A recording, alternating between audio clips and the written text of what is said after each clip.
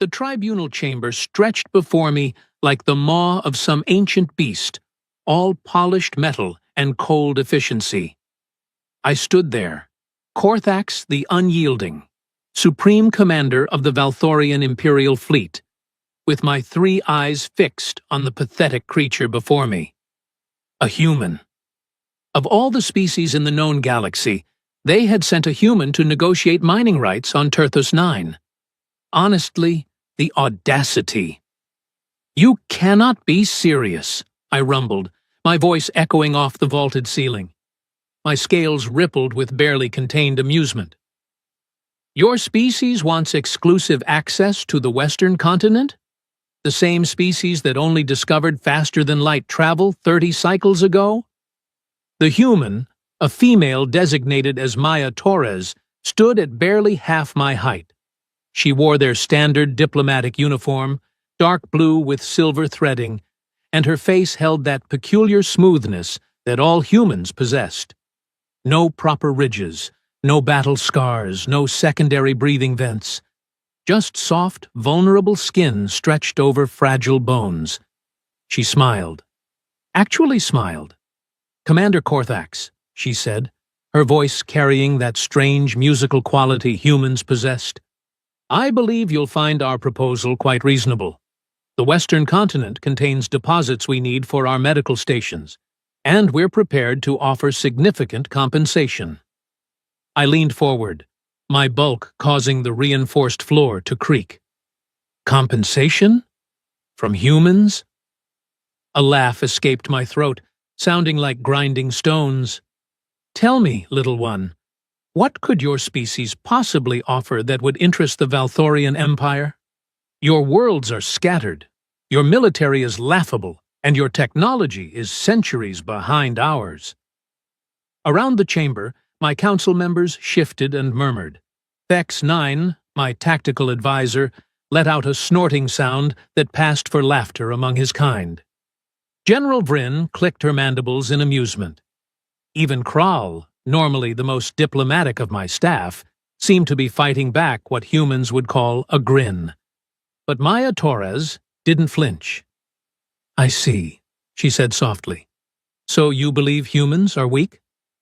"I don't believe it," I corrected her, spreading my 4 arms wide. "I know it. I have seen your physiology reports. Your bones break easily. Your skin tears at the slightest provocation. You require a narrow band of temperature to survive. You need to consume resources multiple times per day, or you simply stop functioning." I paused for effect. "And don't even get me started on your single heart. 1 organ failure, and you're done. How your species survived long enough to reach the stars is a mystery that baffles xenobiologists across the galaxy." "Interesting perspective," Maya said, and I swear I detected something dangerous in her tone. Something that made my 3rd eye narrow in suspicion. "Tell me, Commander, have you ever actually met a human before today?" "I've read the reports," I said dismissively. "That's sufficient." "Ah," she nodded slowly. "Reports. Written by whom? Exactly?" "By proper scientists. Valthorian medical researchers who studied your kind when you first made contact. The data is clear. Humans are the weakest species to ever achieve spaceflight. You lack natural weapons, natural armor, natural advantages of any kind. You're prey animals who got lucky." The words hung in the air like a challenge. Maya's smile never wavered. In fact, it seemed to grow wider. "Would you care to test that theory?" The chamber fell silent. "Excuse me?" I said, certain I had misheard through the translation matrix. "I'm offering you a demonstration," Maya said calmly. "You claim humans are weak. I'm suggesting we put that to a practical test. Unless, of course, you're afraid that your data might be incomplete." Oh, this was rich. This tiny, fragile creature was challenging me? A ripple of laughter spread through my council. Even the honor guards stationed at the doors seemed to shake with suppressed mirth. "You want to demonstrate human strength?" I asked, making sure my tone conveyed maximum condescension. Against me? Do you have any idea what I am, little human? I am Korthax the Unyielding. I have commanded fleets across 17 sectors. I have personally subdued rebellion on 8 worlds. My species evolved on a planet with twice your Earth's gravity, and I am considered strong even by Valthorian standards. Yes, yes, Maya said, waving one small hand dismissively. Very impressive. I'm sure your mother is proud. But you still haven't answered my question. Are you willing to test your hypothesis? Or are you going to hide behind reports and reputation? The sheer nerve of this creature! Fine, I growled, rising to my full height of 4 meters. What sort of test did you have in mind? Combat? Lifting? Endurance? Name it, and I will show you exactly why humans rank at the bottom of every physical assessment chart in the Galactic Union database. Maya walked forward, her footsteps making barely any sound on the metal floor. She stopped about 2 meters from where I towered above her, and I noticed something odd. She was breathing slowly, deliberately. Her muscles, what little she had of them, seemed relaxed, almost loose. But her eyes held something I hadn't expected. Confidence. Real, unshakable confidence. Here's what I propose, she said. Something simple. No weapons, no tricks, no technology. Just physical strength, pure and straightforward. You're standing there, right? All 4 arms, all that mass, all that gravity-enhanced muscle development. I'm going to push you. Just one push. And if I can make you take even a single step backward, you grant humans the mining rights we requested. Full access, no restrictions. The chamber erupted in laughter. Even I couldn't help but join in, the sound booming off the walls like thunder. One push? I managed between bouts of laughter. You think you can move me with one push? Child, I mass over 600 kilograms. You probably weigh less than my left arm. So you accept? Maya asked. Oh, absolutely, I said, wiping moisture from my middle eye. This I have to see, and when you fail, which you will, humans withdraw their petition for the next decade. Agreed? Agreed, Maya said instantly. That should have been my first warning. I planted my feet wide, distributing my weight evenly across all 6 of my primary support digits. I crossed my upper arms over my chest and let my lower arms hang ready, just in case this was some sort of trick.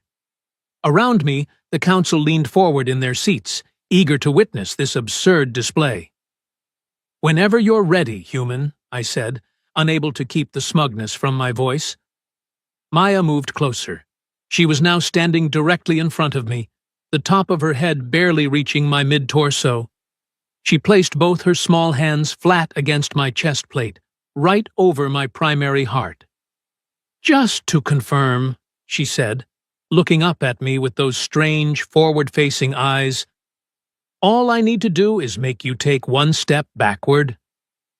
That's the deal, I confirmed, which you won't, because it's physically impossible for someone your size to move someone my size unless they're using leverage or momentum, and you're standing still. This is basic physics, human. Mass versus mass. Mine is greater. I win. Now stop stalling and give it your best shot, so we can all get on with our day.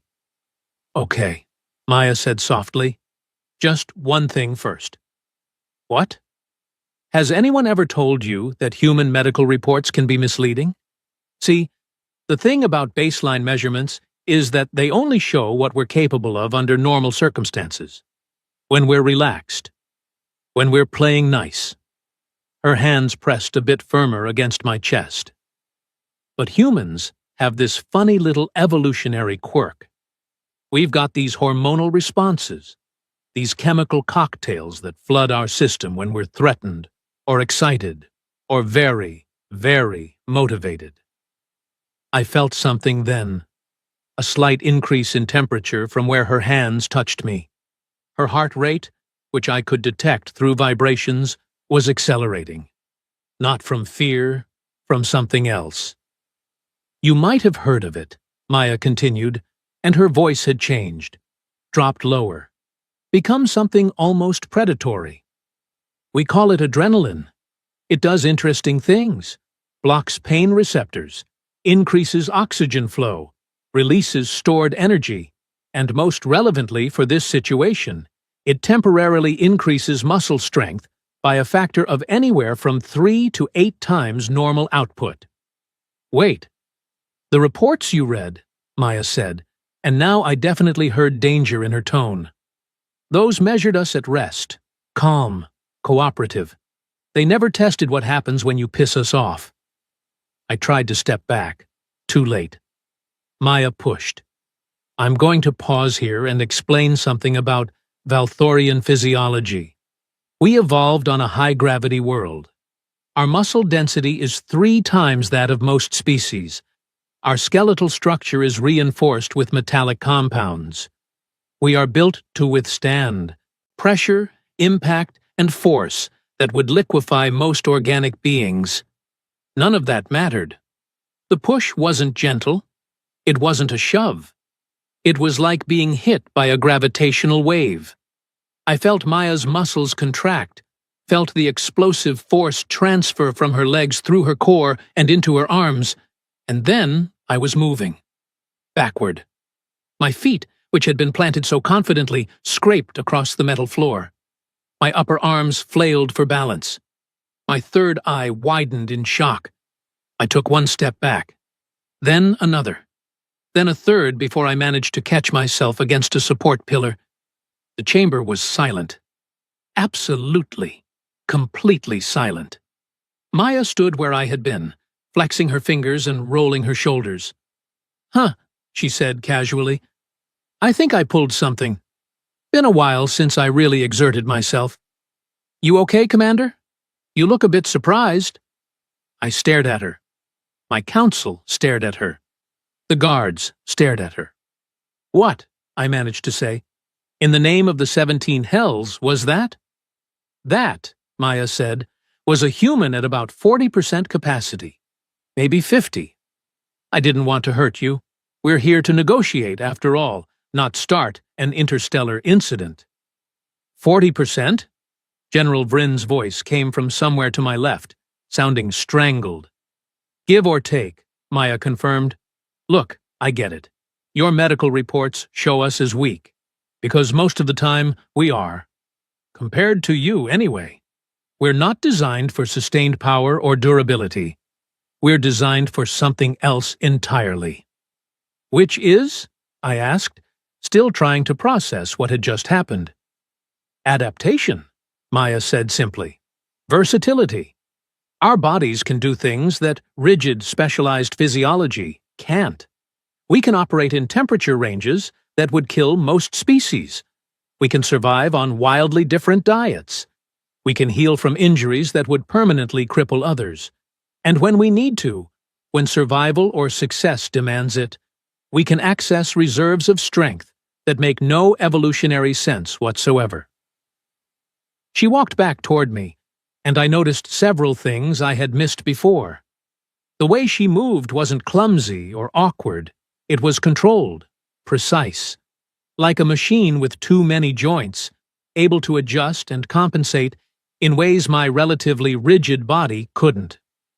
You want to know the real reason humans are dangerous? Maya asked, looking up at me. It's not because we're the strongest or the fastest or the most durable. It's because we're unpredictable. Your species, all the species on your council, you evolved in specific niches. You're optimized for specific environments. But Earth tried to kill us in every way possible. Ice ages, droughts, predators, diseases, volcanoes, floods, and we survived all of it by being able to change, to adapt, to pull off impossible feats when the situation demanded it. This is, I began, then stopped. What was this? Humiliating? Enlightening? Terrifying? All three? Let me tell you something about human physiology that your reports probably missed, Maya said, and now she was addressing the entire chamber. When a human is calm, our baseline strength is, yes, pretty pathetic compared to most spacefaring species, but that's because we're operating in what we call safe mode.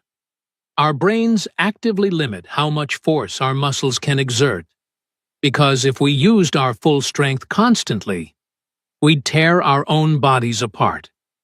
She held up one hand, examining it as she spoke.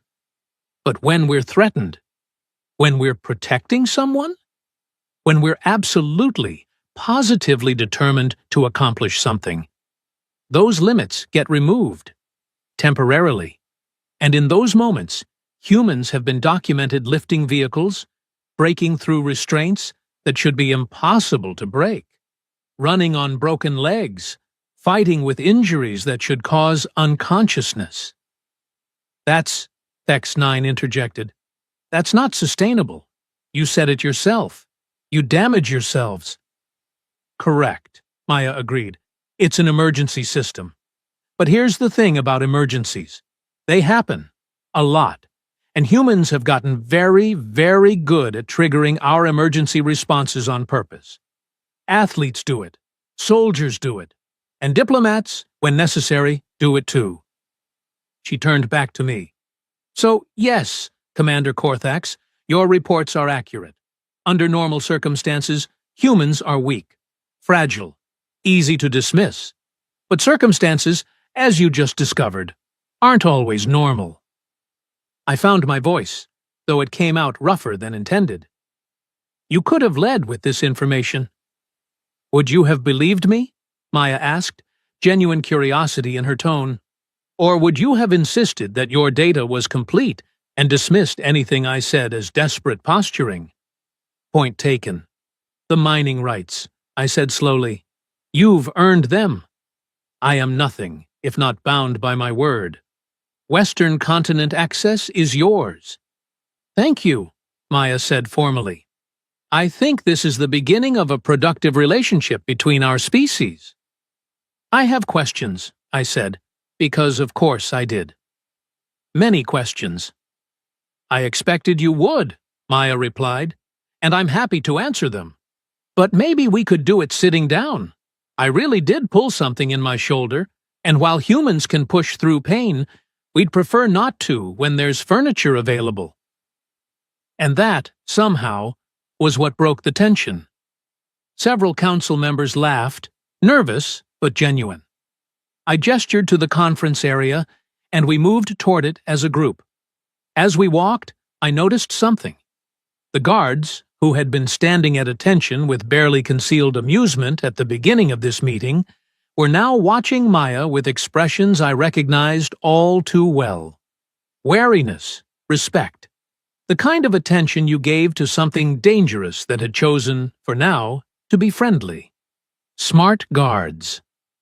So, I said, as we settled into seats, mine reinforced and oversized, hers standard and making her look even smaller. What else are human medical reports wrong about? Maya's smile was back, but it had a different quality now. Oh, Commander, that's a conversation that's going to take a while. Maybe we should start with the basics and work our way up to the really disturbing stuff? Disturbing? General Vryn echoed. Have you ever heard of something called hysterical strength? Maya asked innocently. Or what happens to human decision-making under stress? Or our relationship with pain? Or the fact that human pack bonding can override our survival instincts?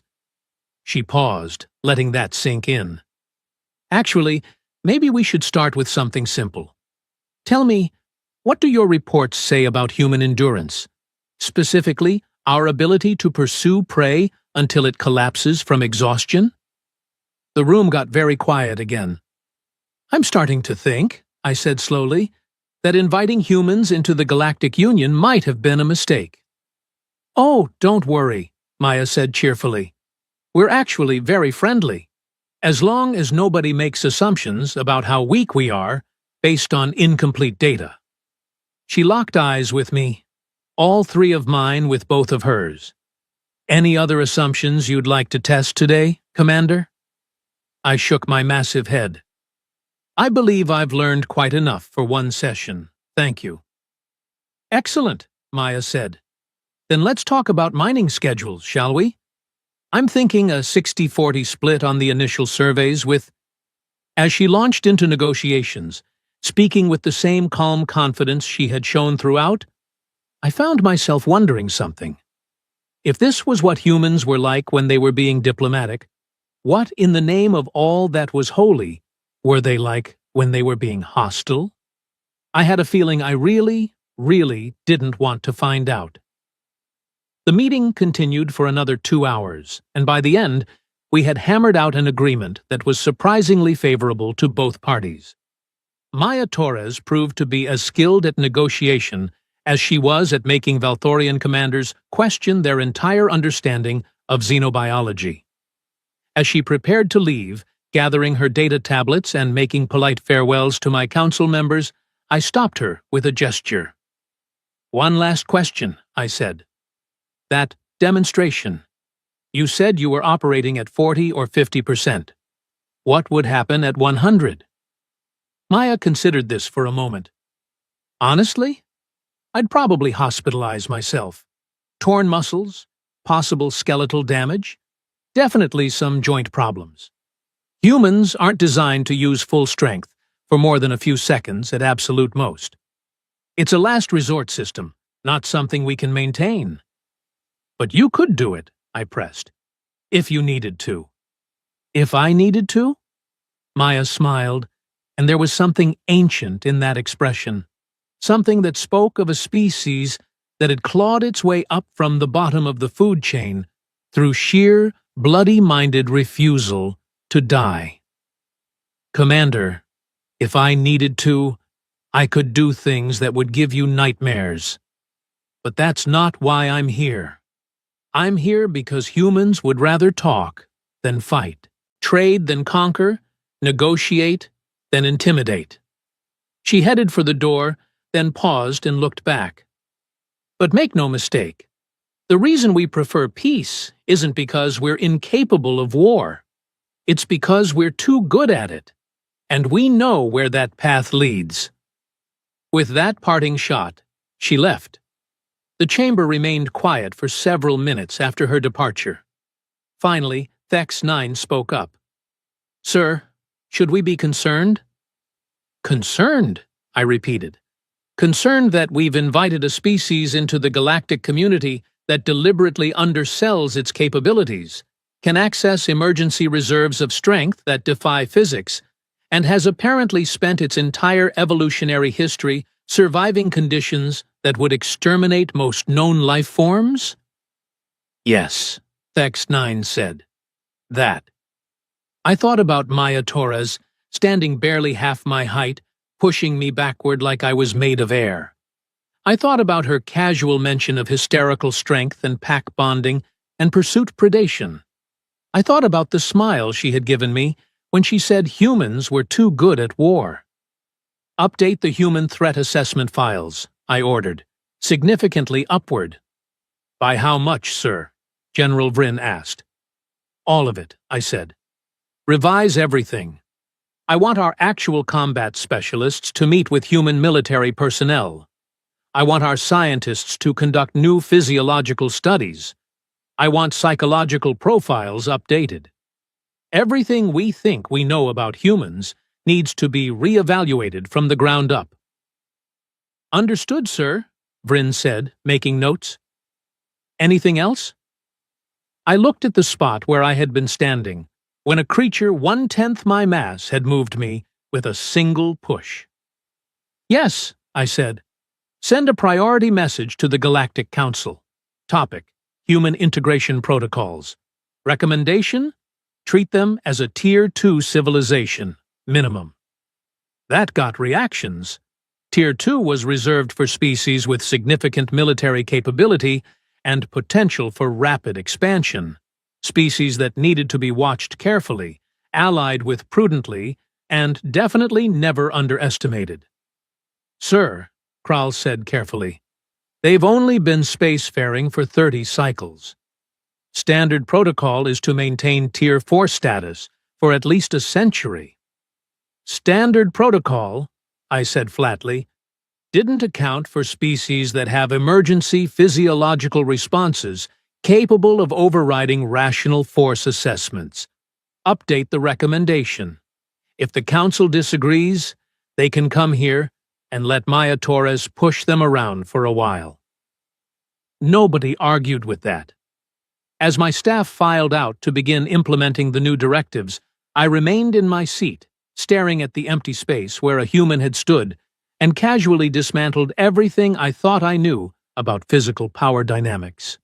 Humans, I reflected, were going to be a problem. Not an enemy, hopefully, but definitely a problem. The kind of problem you wanted on your side when things got difficult. And somehow, I suspected things were going to get very difficult indeed. 3 months after Maya Torres made me question everything I knew about physics and physiology, I received an emergency transmission from the Outer Rim. The kind that makes your scales go rigid and your third eye start twitching uncontrollably. Pirates. Specifically, the Draknor Consortium, led by a psychopath named Vex Malachor, who had been terrorizing merchant vessels for the past 2 cycles. They had finally gotten bold enough to attack a major trade convoy in neutral space, and worse, they had taken hostages. 63 beings from 12 different species, locked inside a converted cargo hauler that Vex had rigged with enough explosive material to vaporize everything within a 2-kilometer radius. His demands were predictable, absurd, and absolutely non-negotiable from a military standpoint. The Galactic Council didn't bargain with terrorists, which meant my fleet was going in hot. The problem? The hostages. Any direct assault would trigger the explosives. Any attempt to disable the ship remotely would do the same. Vex had designed his little fortress specifically to counter every standard tactical approach in our database. I was reviewing attack plans with my senior staff when Lieutenant Krell, my communications officer, interrupted with unusual urgency. "Commander, we have an incoming shuttle requesting permission to dock. They say they're here to help with the hostage situation." "Who?" I demanded, not looking up from the holographic display showing the pirate vessel's defenses. "Humans, sir. 3 of them. Led by someone named Maya Torres." My head snapped up so fast, I heard my neck vertebrae crack. "What?" "They monitored our emergency broadcasts and volunteered their services," Krell continued. "The lead human says, and I quote, that they specialize in situations that require unconventional solutions." General Vryn made a choking sound. "You can't be seriously considering this?" 3 months ago, I said slowly, I would have laughed them off and sent them away. But 3 months ago, I also thought humans were fragile prey animals who got lucky. I stood up, my 4 arms spreading in a gesture of decision. "Let them dock. I want to hear what they have to say." 20 minutes later, Maya Torres walked onto my command deck wearing what I had learned was called tactical gear.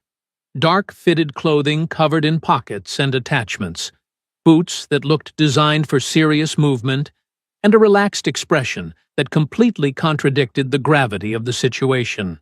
She was accompanied by 2 other humans, one male, tall even by their standards, with dark skin and the kind of eyes that tracked everything simultaneously. The other female, shorter, with reddish hair tied back, and hands that never stopped moving, constantly checking equipment and making small adjustments. "Commander Korthax," Maya said, extending her hand in the human greeting gesture. I took it carefully, very aware of what those small hands were capable of. "Good to see you again. Wish it was under better circumstances." "You said you could help," I stated bluntly. "How?" "First, let me introduce my team," Maya said. "This is Marcus Webb, former Special Operations with the Terran Defense Forces. And this is Riley Oxton, our technical specialist, and the reason half our equipment works better than it should." Marcus nodded once, economical. Riley gave a little wave while simultaneously doing something to a device on her wrist. "We monitored your situation analysis," Maya continued, pulling up a holographic display from her wrist unit. 63 hostages, 1 heavily armed vessel, explosives rigged throughout, and a very paranoid pirate leader who has covered all the standard tactical approaches. Does that about sum it up? Unfortunately, yes, I confirmed. Every assault plan we've developed results in unacceptable hostage casualties.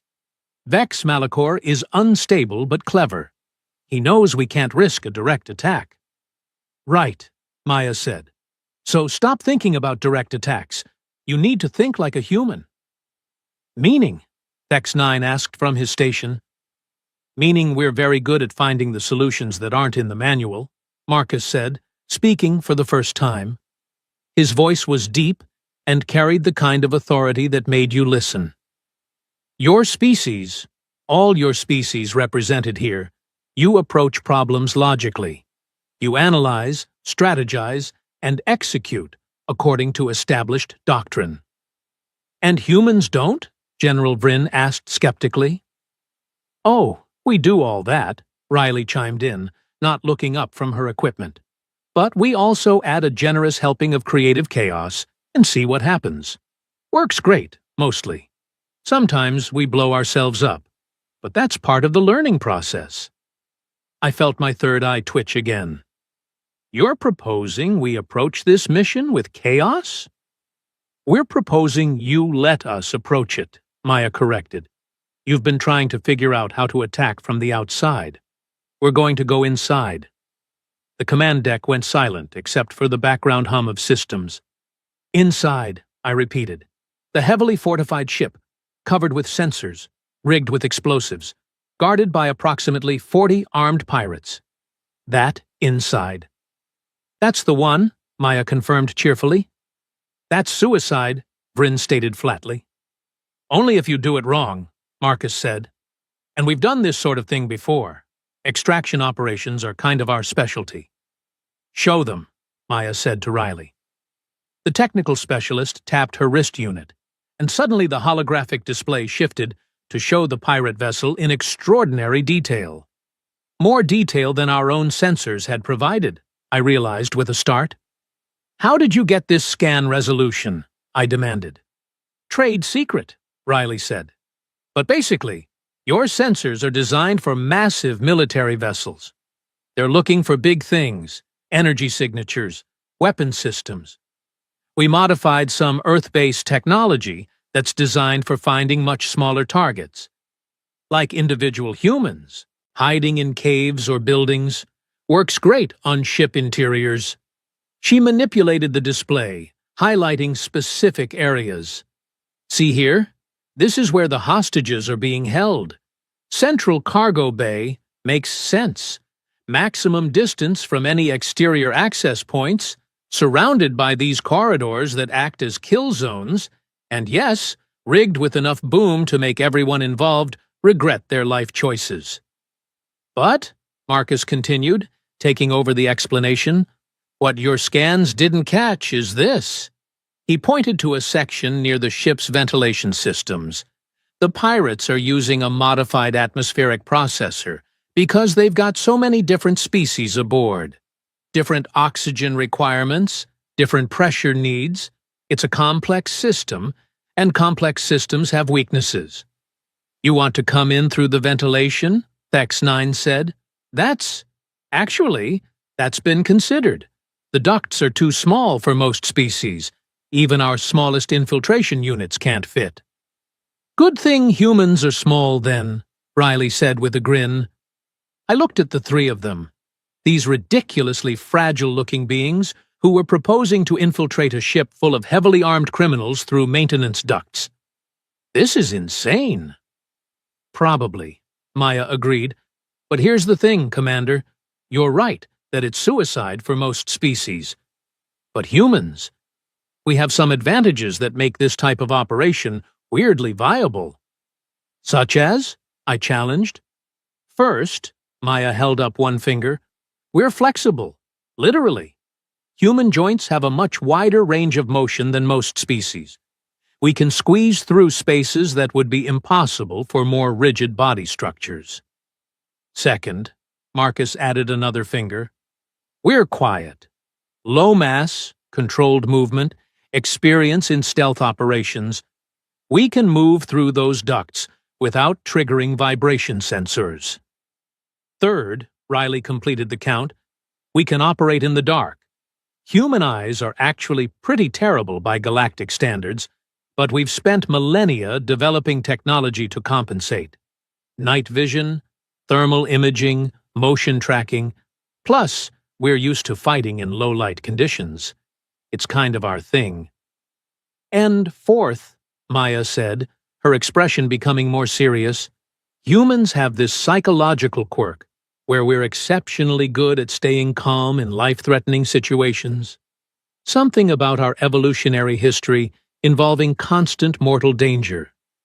We can control our fear responses, focus under pressure, and make critical decisions when most beings would be paralyzed with panic. I looked at my senior staff.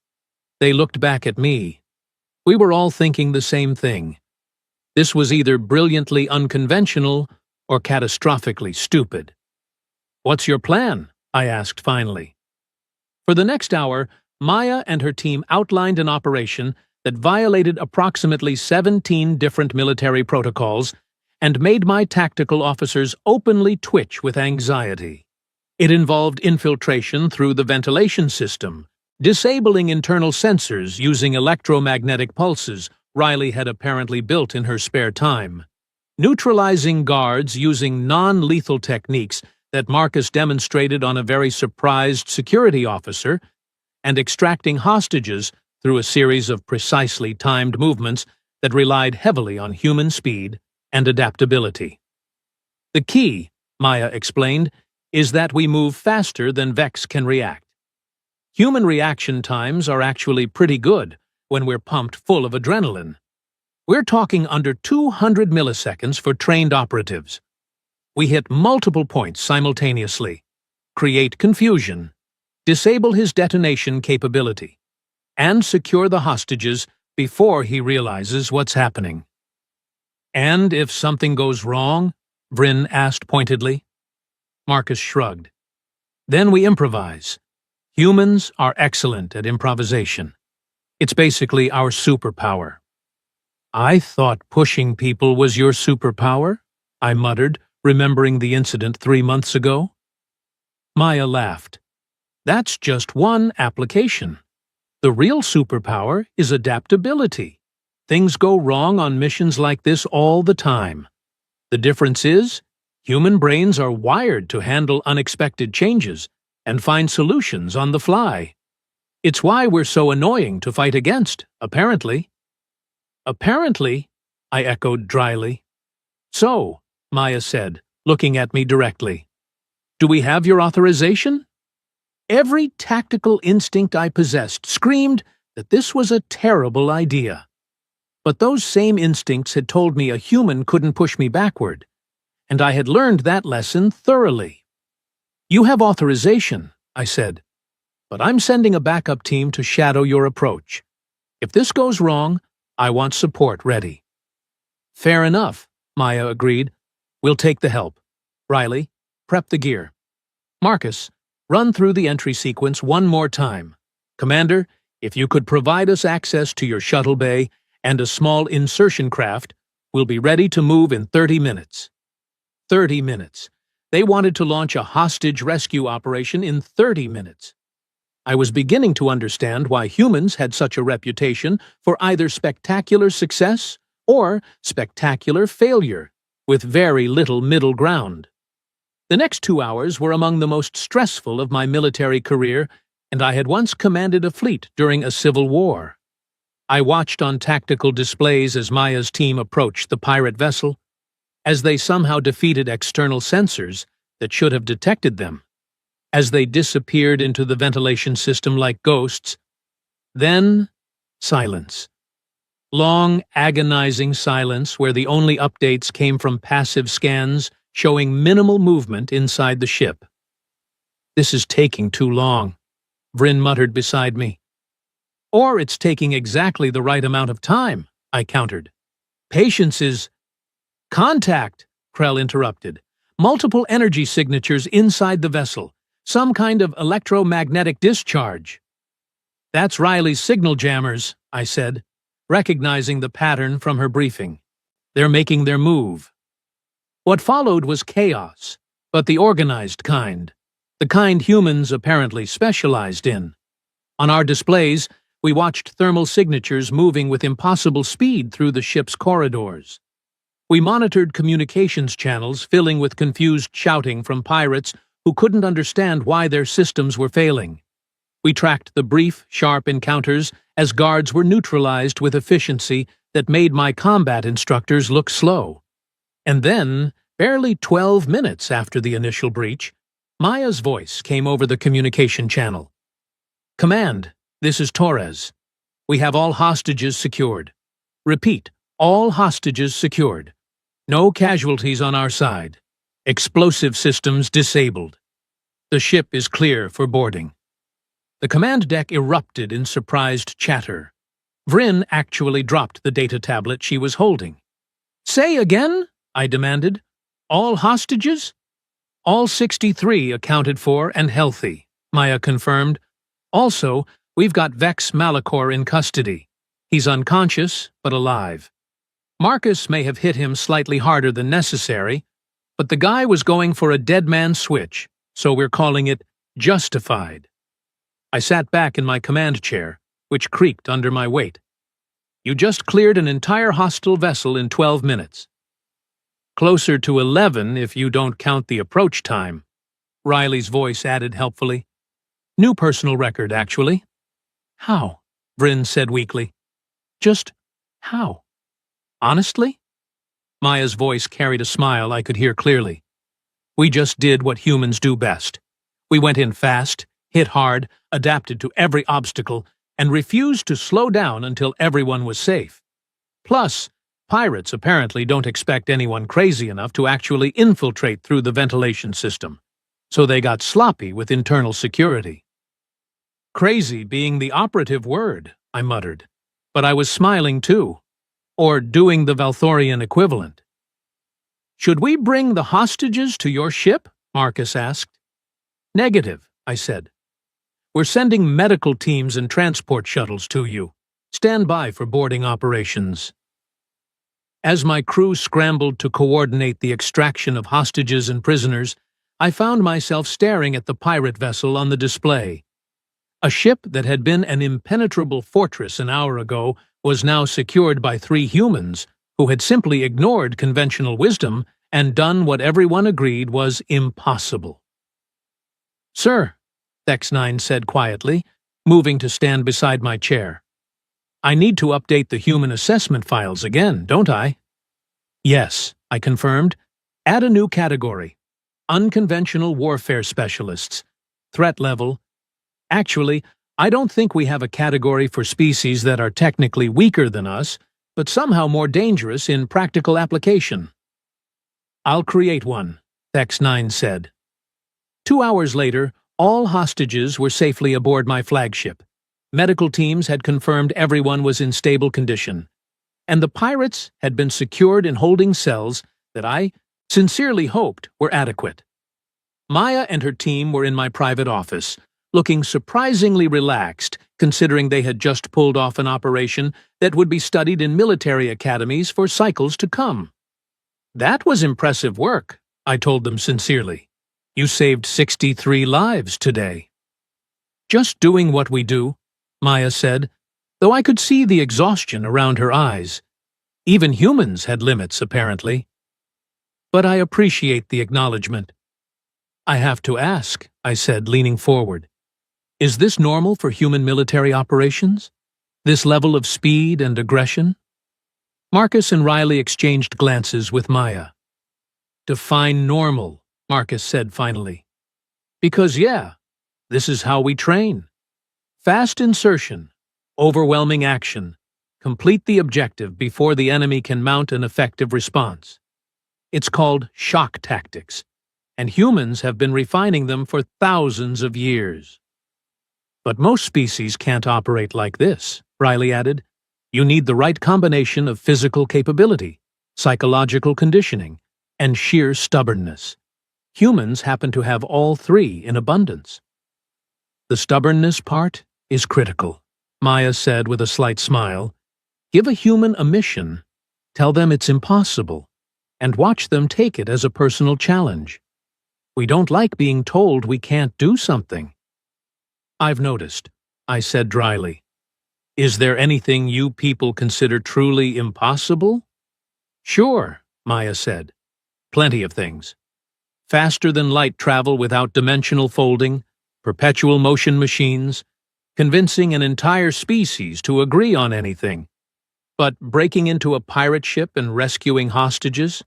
She shrugged. That's just Tuesday. Just Tuesday. As if performing military miracles was routine. The Council is going to want a full debrief, I told them. This operation changes a lot of assumptions about how to handle hostage situations. Your techniques could save countless lives across the galaxy. Happy to share, Maya said, though I should warn you, training non-humans to operate like this might be challenging. A lot of what we do relies on specifically human physiology and psychology. We'll adapt, I said. After all, humans seem to be excellent teachers when it comes to adaptation. As they prepared to leave, Marcus paused at the door. Commander, can I ask you something? Of course. 3 months ago, you thought humans were weak. You learned otherwise. Today, you saw us operate in combat conditions. So my question is this. What do you think of humans now? I considered this carefully. What did I think of humans? These small, fragile-looking beings who could push through walls when motivated, squeeze through impossible spaces, move faster than seemed physically possible, and refuse to acknowledge limitations that would stop any rational species. I think, I said slowly, that humans are the most dangerous peaceful species I have ever encountered. And I am very, very glad you're on our side. Marcus smiled. Good answer, Commander. Good answer. After they left, I sat alone in my office, reviewing the mission footage, watching 3 humans accomplish what an entire tactical fleet couldn't, watching them move through danger like it was their natural environment. A message came through from the Galactic Council requesting immediate updates on the situation. I drafted a brief report, then added a personal recommendation at the end. Recommendation: establish formal military cooperation agreement with human forces. Their capabilities in unconventional warfare, rapid response, and hostage extraction are unmatched. Furthermore, their willingness to take on missions other species consider impossible makes them invaluable assets in crisis situations. Additional note: previous assessments drastically underestimated human capabilities. Suggest complete revision of all xenobiological and tactical databases regarding human species. They are not weak. They are adaptable, and that makes them far more formidable than raw strength ever could. I sent the message and leaned back, feeling my scales settle into a more relaxed configuration. Humans were definitely a problem. But the good kind of problem. The kind you wanted around when the universe threw something truly difficult your way. Because while other species might have superior strength, or better sensors, or more advanced technology, humans had something else entirely. They had the absolute, unshakable conviction that impossible just meant nobody had succeeded yet. And in a galaxy full of species who knew their limitations, that made humans the most valuable allies anyone could ask for. 3 months ago, I had called humans weak. Today, I knew better. They weren't weak. They were something far more dangerous than strong. They were determined. And determination, I had learned, could move mountains. Or in this case, push Valthorian commanders and rescue hostages from exploding pirate ships. Same principle, really. I pulled up my personal files and made a final note. Never underestimate humans. Not their strength, not their speed, not their creativity, and definitely not their willingness to try things that should be impossible. Because for humans, impossible is just another word for challenge accepted. And that, more than anything else, is what makes them extraordinary.